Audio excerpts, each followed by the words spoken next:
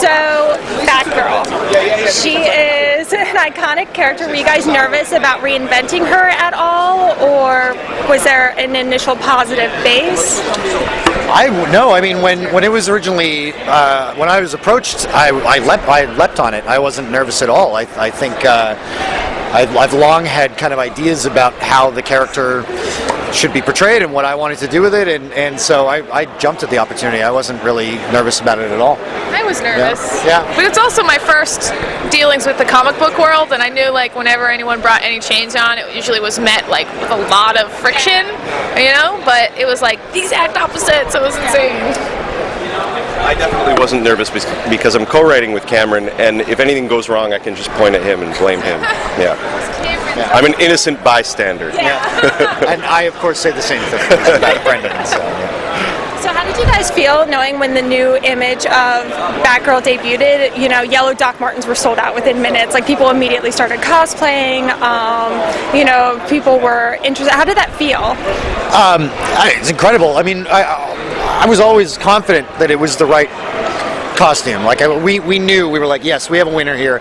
And we knew that just from before it was released to the public. I mean, obviously internally at DC, people had seen it. I'd shown it to artist friends of mine and, you know, certain colleagues and friends and whatever, and everyone responded to it super, super positively. So I knew that we had a winner, but still, I didn't know necessarily how the world at large would respond to it. And I thought it would be positive, but I thought it would be one of those, you know, third item down on the news. You know, it's like, oh, she's got a new costume and it's cool and whatever. And then it just turned into this enormous thing, this tidal wave of positivity, which was really gratifying and vindicating to know that not only did we know that we had something great, but like the rest of the world knew it as well.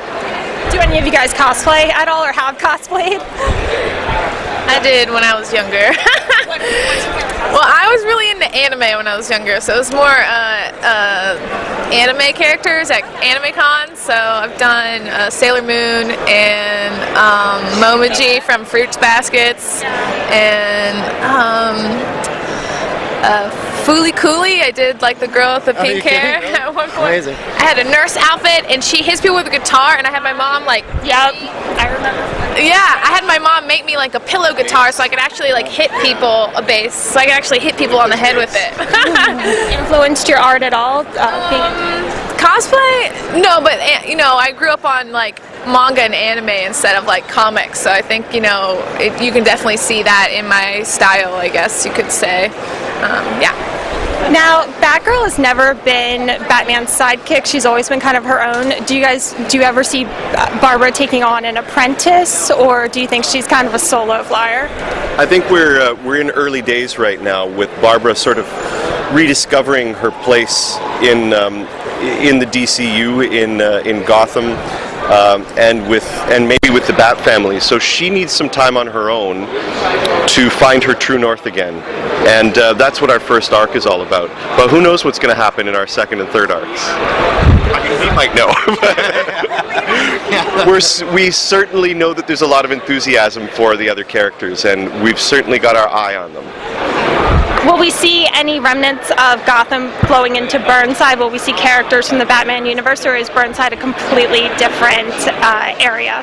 We have Black Canary as a supporting cast member, but she's not really she's not in costume as Black Canary. She's Dinah Drake, who's, you know, hanging out, and she's sort of an unexpected roommate of Barbara's. But that's pretty much it. We for the meantime, we wanted to keep it pretty separate and not have to, mainly because we don't want to have everything for Batgirl be defined by Batman characters or whatever. We want to create our own cast. I will say this, though, that Burnside is a borough of Gotham, so it is to Gotham as Brooklyn is to New York.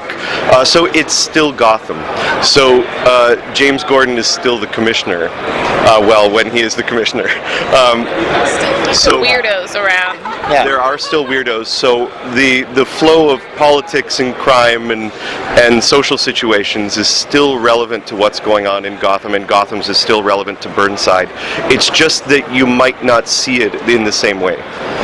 hipster villains in Burnside. Maybe, you know, someone didn't get their cup of coffee fast enough, so they suddenly become a coffee-themed superhero. We tried to make the villains in this first arc as a direct result of her new environment. So Someone on Twitter, they were having a conversation about the villain in the first one, and I think they called him a drop the bass douche. Okay. Like that's the kind of villain he is. Yeah, basically. All right, let me. Sure. Yes. Probably Okay. those are doing great. Oh, thank you so much. Batgirl audience, so this is really good. Oh, awesome. Yes, I'm a huge fan of Batgirl, huge fan of DC. I've been following you since, you know, early Tumblr days, so I'm super excited. That's cool. I was poking around the booth and all the That's awesome. I love meeting people that are like, I can't believe you got on this book. So, are there any other projects for you guys in the future, or is Batgirl kind of like your main focus right now? I'm working on Fight Club 2 at the moment. Yeah, Chuck Palahniuk's writing it, and I'm illustrating it. I'm also writing Gotham Academy for DC. Yeah. You did? And there might be other things going on too. You never know. Stay tuned. Well, it was so great meeting you guys. I hope to see you again, you know, throughout the con. I'll be here, you know, tomorrow and Sunday. And good luck. Thank you so much. You guys were a great first interview. You did amazing. You did great. Come back for Gotham Academy Season. Gotham Academy.